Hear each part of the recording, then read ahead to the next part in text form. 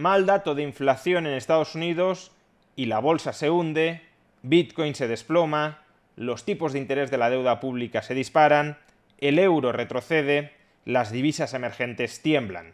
¿Qué está pasando? ¿Por qué este dato es tan preocupante? ¿Y qué nos indica sobre el futuro de la economía mundial? Veámoslo.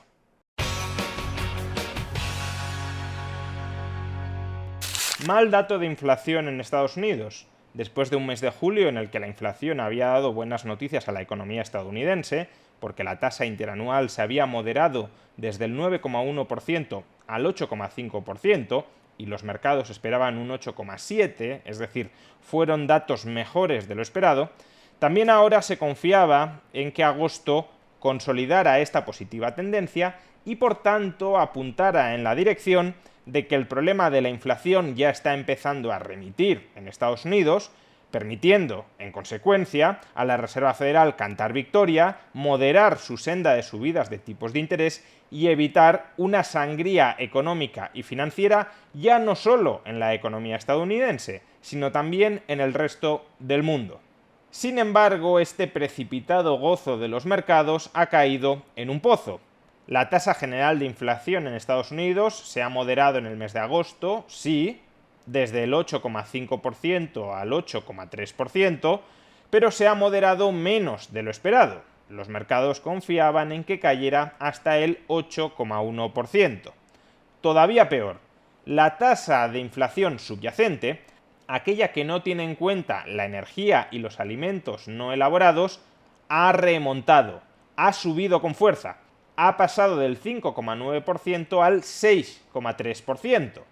Y todavía peor, la tasa de inflación subyacente no interanual, sino intermensual, se ha ubicado en el 0,6%, uno de los ritmos más acelerados del último año. Por tanto, en la inflación nuclear no se aprecia ninguna tendencia de momento a una seria moderación de la evolución de los precios. Y la excusa de que los precios suben única y exclusivamente por la evolución de los precios internacionales del petróleo lleva varios meses cayendo, moderándose, ya está incluso por debajo de los precios de antes de la invasión de Ucrania por parte de Rusia, y porque además, como podemos observar en este gráfico, lo que más se está encareciendo ahora mismo en la economía estadounidense no son los precios de la energía, cuya tasa de variación interanual se está moderando mes tras mes.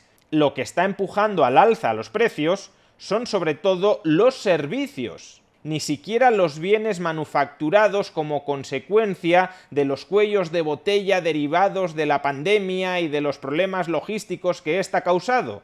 No, se están encareciendo los servicios. El precio de aquellas actividades personales que normalmente presta un ciudadano estadounidense a otro ciudadano estadounidense. Lo que sugiere, por tanto, que la inflación está más enquistada de lo que algunos querían reconocer y que tiene también otras causas distintas a las únicas que algunos querrían admitir. Y claro, nada más conocer este mal dato de inflación, los mercados lo han recibido con miedo. La bolsa cayendo, Bitcoin cayendo y los tipos de interés de la deuda pública subiendo. ¿Y por qué sucede todo esto? Pues en primer lugar, porque este mal dato de inflación pavimenta claramente el camino para una fuerte subida de tipos de interés en la próxima reunión de la Reserva Federal. Hasta el momento se confiaba en que la Reserva Federal, si la inflación se iba moderando, quizá en la próxima reunión no subiría los tipos de interés en 75 puntos básicos, sino que quizá empezaría a señalizar que la senda de subidas se iría moderando y que por tanto en esta próxima reunión solo los iba a subir en 50 puntos básicos, medio punto. Que la Reserva Federal va a subir los tipos de interés como mínimo en 75 puntos básicos y existe un 25% de probabilidades, según los mercados, por supuesto, de que la Reserva Federal suba los tipos de interés en 100 puntos básicos, un punto porcentual entero. De ser así, nos iríamos a un rango de tipos de interés ya la semana que viene, porque la próxima reunión es la semana que viene, nos iríamos a un rango de tipos de interés entre el 3,25% y el 3,5%. Y no pensemos que esto es todo. Queda la reunión de octubre, la reunión de noviembre y la reunión de diciembre, donde también se anticipa que podría haber subidas de 75 puntos básicos o al menos de 50 puntos básicos. Con lo cual, a buen seguro, parece que terminaremos el año en Estados Unidos con unos tipos de interés de al menos el 4%. Y recordemos que empezamos el año en el 0%. ¿Y esto por qué es tan relevante?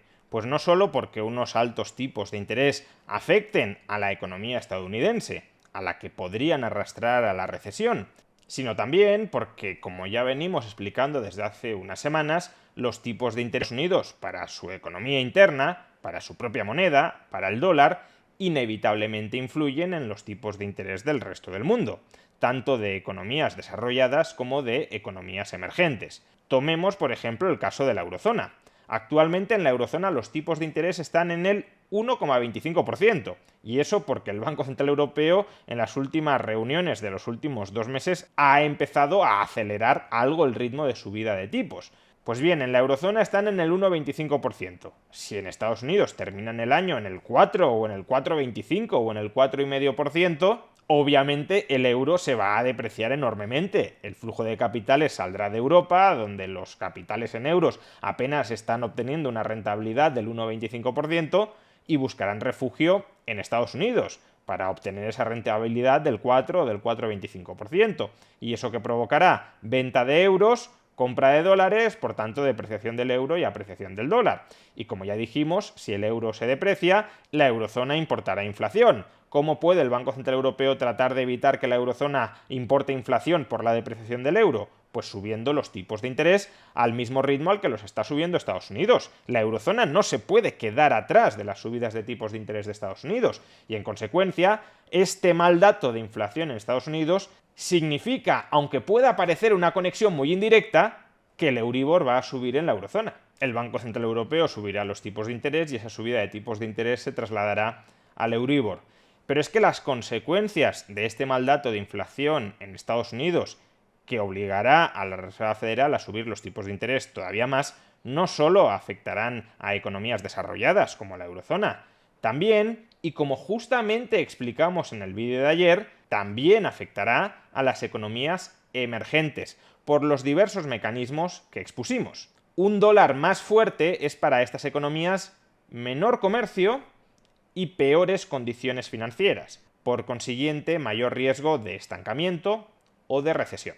Por consiguiente, y en de restricción mundial, que la inflación ya estuviese derrotada y que por tanto ya hubiésemos llegado o estuviésemos muy cerca de llegar al pico de la subida de tipos de interés y de la reducción de la base monetaria de los bancos centrales. Pero ese no parece que sea ahora mismo el escenario.